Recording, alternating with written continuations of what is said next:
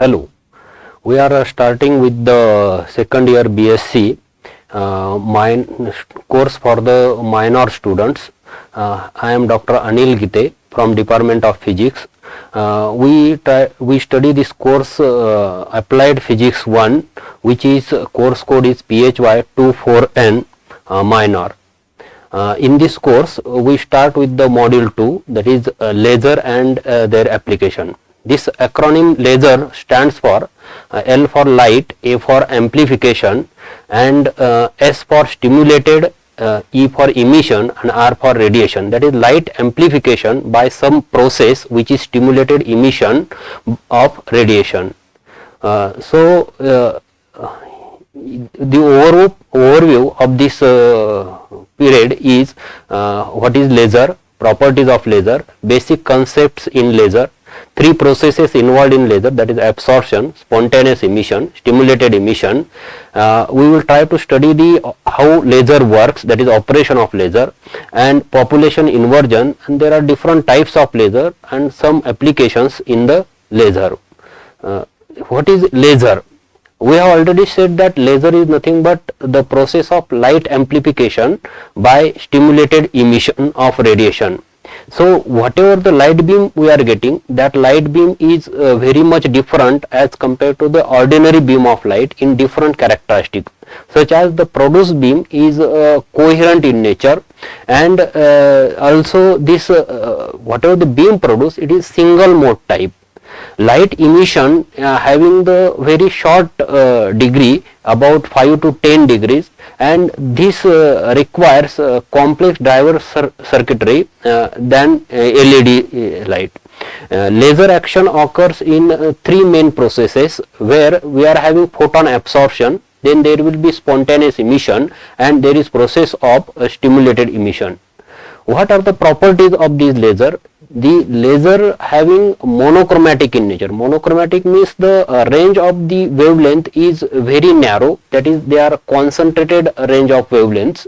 It is coherent in nature, that is whatever the photons emitted by the laser, they are having constant phase relation between them, or they are having zero phase relation between them. And the third property of this laser, it is highly directional in nature, that is a very tight beam which is very strong and coherent in nature produced.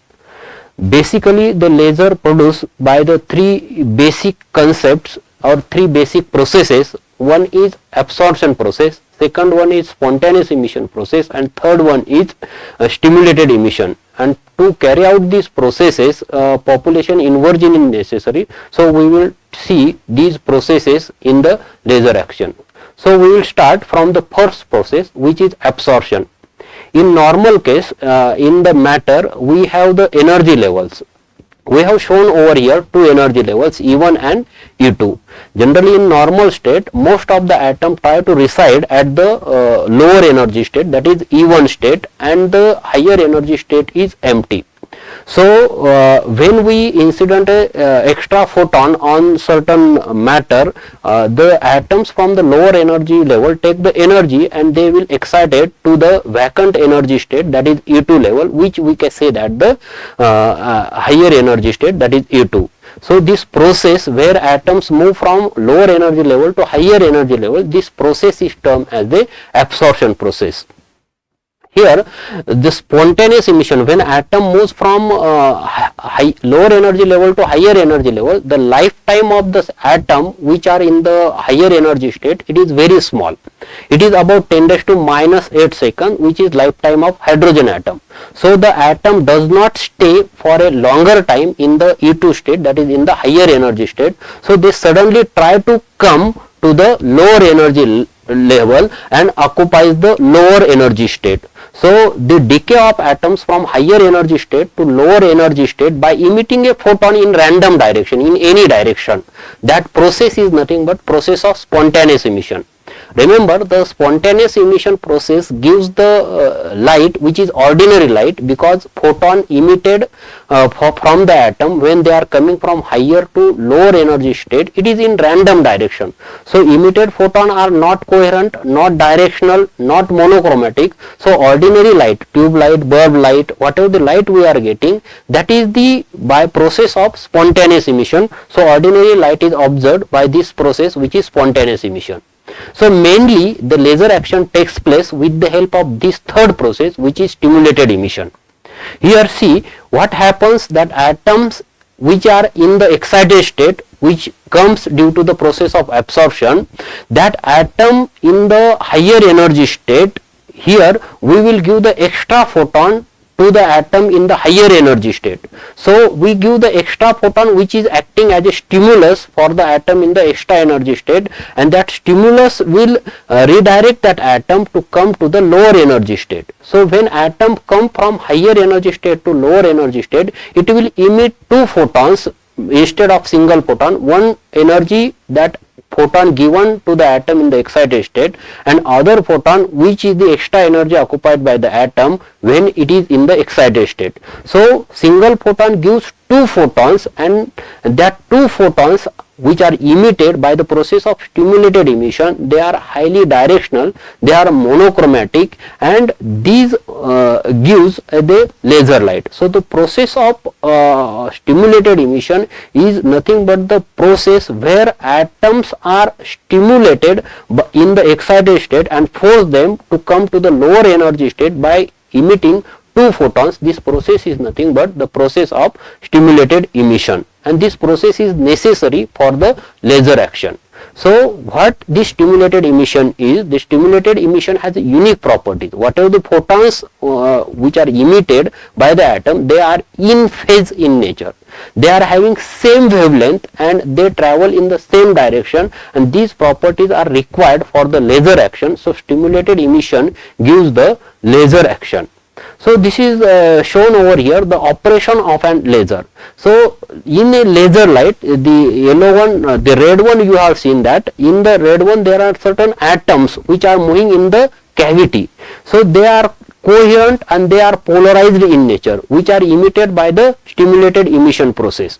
So they are having same frequency, they are having same phase, and they are having same direction, which is shown in the third figure, where these all the photons which are coming, they are having all three characters same, means frequency, phase and direction. That light is different from the ordinary light, that's why we will call it as a laser light. This is basic operation. So in the laser action, what happens in the medium where these atoms are there, in these atoms are firstly excited because they are ordinary at the ground state, they are pumped, that is with the help of extra energy we are pumping them from ground state to higher energy state. These atoms are pumped from ground energy state to higher energy state, which we are calling it as the excited state. In the excited state there is always the process of spontaneous emission, because their lifetime is small, they will suddenly try to come to the lower energy state by the emitting the extra photon. That process we are calling it as spontaneous emission.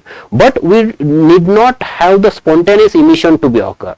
We have the stimulated emission to be occur in the excited state, that is in the higher energy state, which is shown in that third figure, where stimulated emission of light along a certain laser cavity will occur, and these photons are coming out in a steady direction or in a steady state, which is the laser operation process.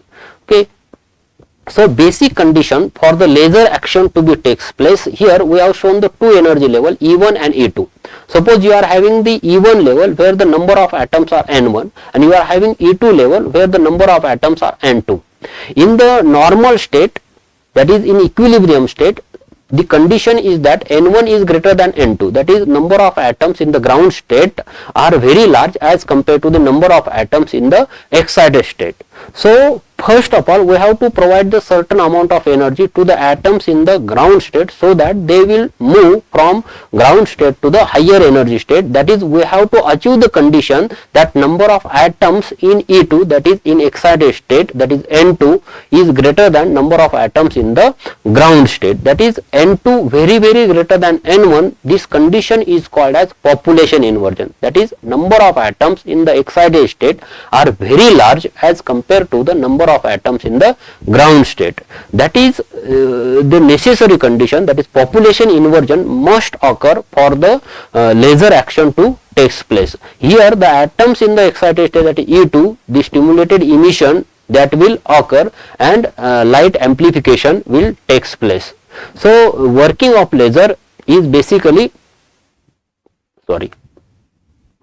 the population inversion is this condition. How we can achieve the population inversion? Population inversion can be achieved with the help of different processes. That is, you can incident a light on the matter, that light will absorb by the atoms in the ground state and they will move to the excited state.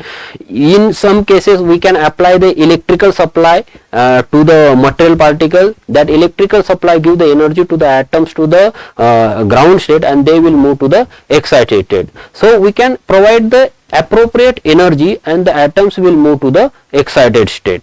Okay.